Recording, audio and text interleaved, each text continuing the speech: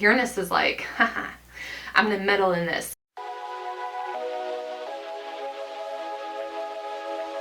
Hello my friends, welcome back to my channel, and if you are new, my name is Meg.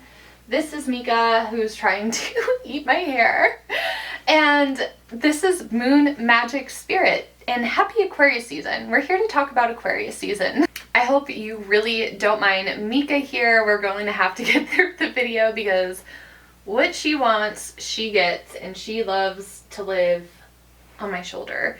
I actually adopted her at the very end of July, so she's a new addition. You might not have seen her on this channel if you've been around for a while, but I digress.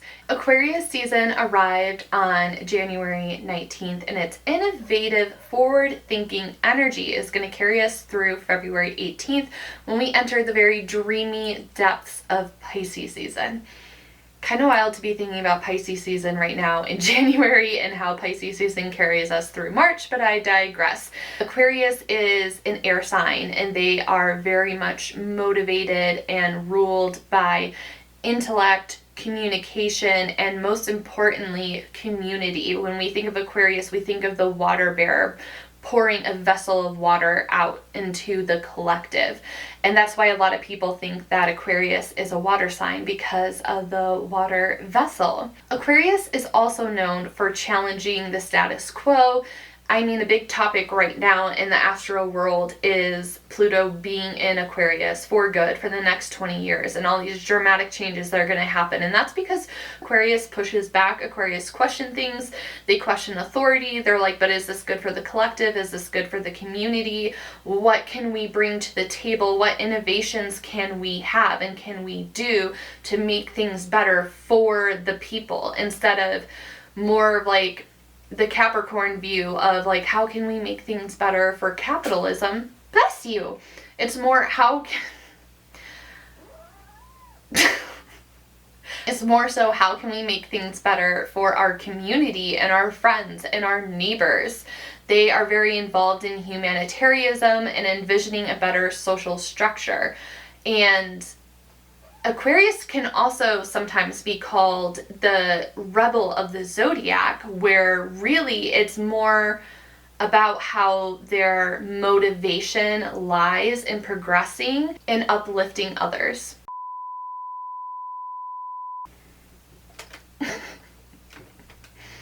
Aquarius loves to build a platform for humanity. They really love to hold other people and to hold space for other people. Aquarius is the vessel. When we think about the water being poured out, the water bearer, like they are the vessel, they are the nutrients, they are the life and the water that is pouring out of that. And that just makes Aquarius so beautiful to me. So if you're a little bit new to astrology and you're kind of wondering like, what is the difference between the different air signs? Because we have Gemini, we have Libra, and we have Aquarius. So in astrology, when we look at the chart as a whole, all 12 signs, the beginning of the zodiac starts with Aries. So they're like the baby.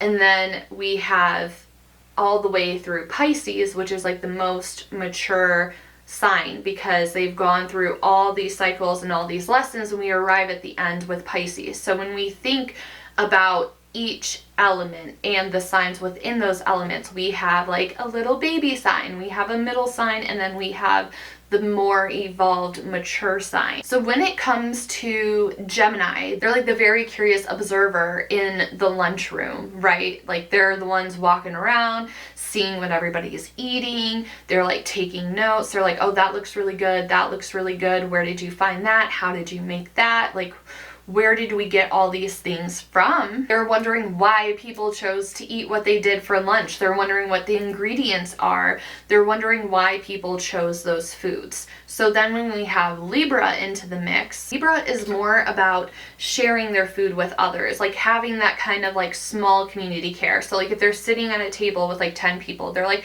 hey, do you want to trade my carrots for your grapes? Or like, you look like you don't have enough food. Here, take half my sandwich. So they're more about creating harmony and connection with the people at their table by sharing food with them. When it comes to Aquarius, they have a very much broader vision. Aquarius is like, everyone needs to be fed. everyone should have food. What do we need to do? What do we need to move around to make this happen? They really want to nourish the community as a whole. So you have the Gemini that's like kind of learning all these technical things and figuring it out. You have Libra that's starting the distribution of it and like starting the community care, building that. And then you have Aquarius coming in to add on top of that to be like, how do we make this for everyone? Because everyone deserves community care. That's the vibe of Aquarius. I hope you have a little bit better understanding of the sign and kind of the energy working with the sign. But the signs are not alone. The signs are actually ruled by planets. So let's get into Aquarius's planetary rulers. Aquarius is ruled traditionally by Saturn, and the modern ruler is Uranus. Let's talk about each of those planets and what they bring to the table. Saturn is kind of like that bigger than life energy. It's really about generational lessons and building upon things and restrictions and boundaries and kind of just this really large energy. And Uranus is more of the planet of revolution. So you can kind of see where the expansion in Aquarius comes from and where that revolutionary, like, let's take care of the community energy comes from. Uranus is also about innovation, and breakthrough is a really good keyword to keep in mind with Uranus. Uranus also isn't here to play. Like, they're not here, Saturn's not here to play either. Like, let's not get that twisted. They're both not here to play. They're both here to be like, this is serious. Although Saturn is more like, this is very serious, and Uranus is like, I'm not here to play and I'm going to shock the pants off of you. So that's kind of the different vibe between the two planets. We have very much a, my mentor Elisa Kelly kind of coined this saying, you know what you need to know when you need to know it. So that's kind of the vibes of Aquarius with these two planets that we have working together with the energy. And it's just also about questioning, where does the genius come from? It's about unpacking these societal norms and these societal themes and processing the patterns within those. So if we're going to talk a little bit more about Saturn, just like Capricorn season, Saturn also rules Aquarius. It's very interesting, right? Because I kind of talked about how Capricorn has more of like that capitalist vibe, and it's just more misunderstood. It's more about Capricorn's a really hard worker. They're very driven. They like to please with their work. They like to expand on things because they're just very excited about what they're doing. So it's kind of interesting to think that Capricorn and Aquarius, which seem like very different energy, very different signs, they're different elements, they're ruled by one of the same planets. So that's always really fun to think about with astrology. Saturn is all about discipline, authority, boundaries. It's about contraction and shrinking things as well, like really kind of like focusing on one thing. Saturn is the official planet of time and space. And Saturn is kind of like the picked on kid in the planetary system, right? Because everyone is like, oh no, Saturn. Like, they have this fear around Saturn because it has a bad rep for discipline, fears, limitations, and morality. Those are kind of like big, heavy themes when working with Saturn. But working with the energy involves a lot of really quiet inward reflection and kind of questioning things like, where did I come from? Where am I going? What's my legacy going to be? And I think that when we talk about legacy, that's what kind of ties Capricorn and Aquarius together, because they're both like the mature signs of their element.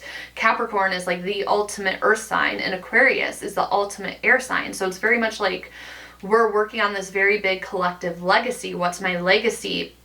We're working on this very big collective energy. So it's like, what's my legacy going to be? And that's both what Capricorn and Aquarius are asking themselves. Capricorn is like, what is my legacy going to be? Like, what is all this hard work?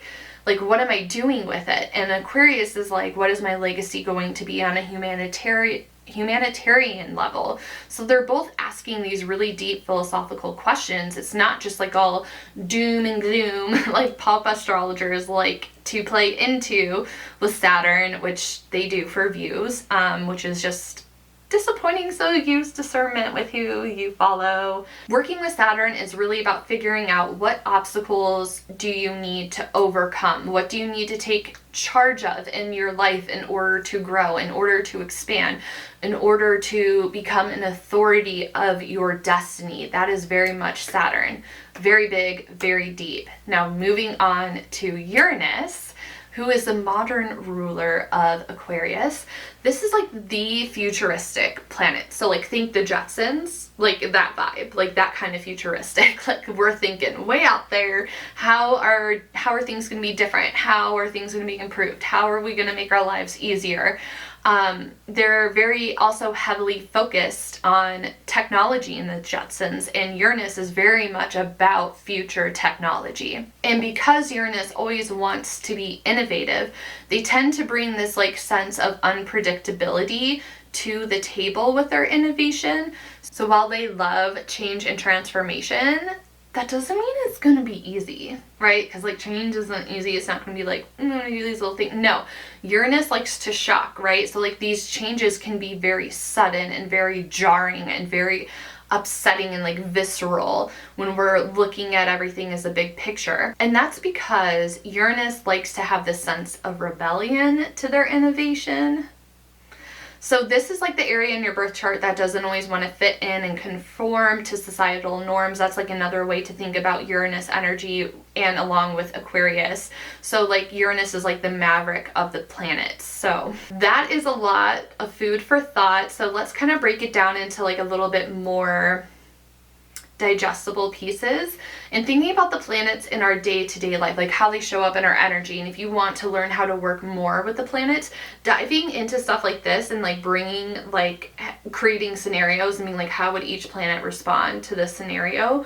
What role do they play is like a good way to get to know the energy of the planet. So if you have someone who's successful but like they don't want to be in the spotlight, we can look at how Saturn would play a role in that. Saturn would represent the boundaries and restrictions that that person that wants to be successful and maybe became famous but is like, I don't want the fame, I don't want the spotlight. Creating those restrictions and boundaries is how Saturn plays a role into that example. Now when it comes to confrontation and you want to confront someone about something, Saturn can show up as that fear. Like it's going to be like, what can go wrong? But it's also going to help you set up boundaries so you can figure out how to best navigate that situation while protecting yourself and not putting yourself out there for harm or hurting yourself and making, I mean, I say hurting yourself, but like making it more uncomfortable, worse for yourself, maybe like not triggering a panic attack. But on the other hand, Uranus can show up to the party when you're confronting them, and even though you did all your little planning with Saturn, you're like, this is what it's going to do, and maybe you even role play the conversation with your partner or a friend or your therapist, and you're like, I got this, I planned, I'm good. Uranus is going to be like, I don't think so.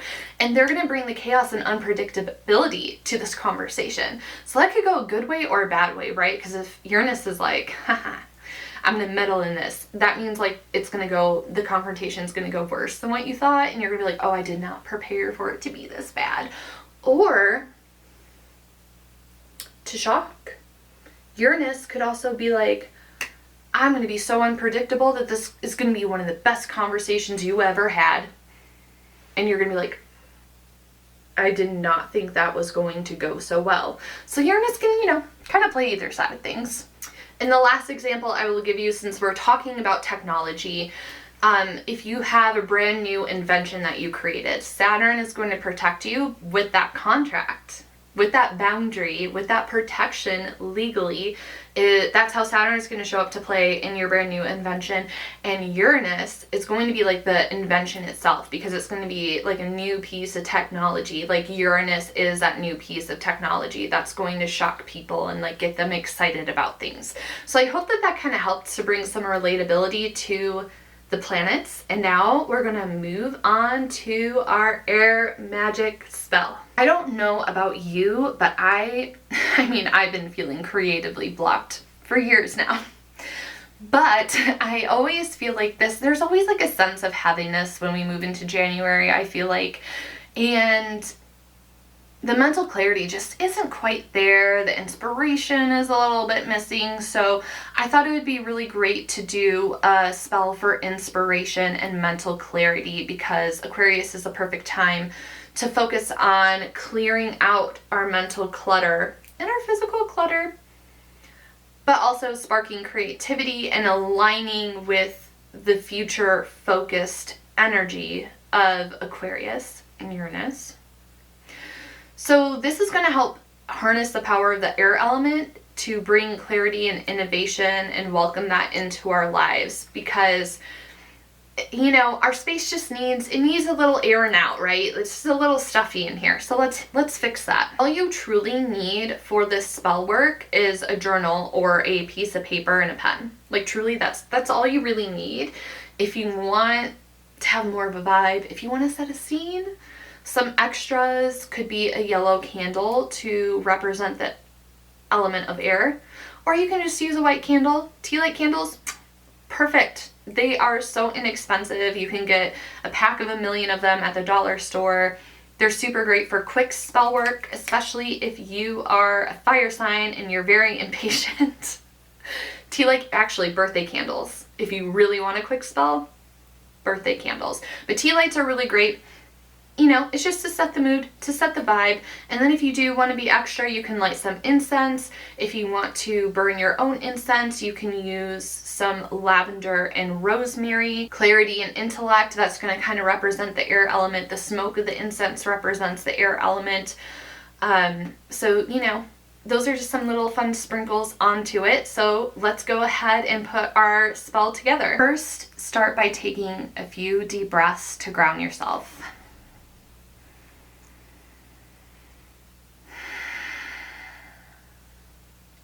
If you use any spiritual protection, which I always highly recommend, call in your spiritual protection. If you work with ancestors and spirit guides, call upon them. And once you feel grounded and a little bit calmer, your head feels a little bit clearer, light the incense in your candle.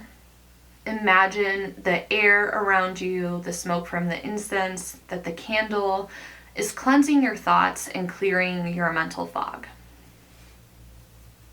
If you don't have a candle or incense, again, just like imagine the air floating around in the space, just sloshing around and kind of clearing things out, getting rid of the stagnant energy.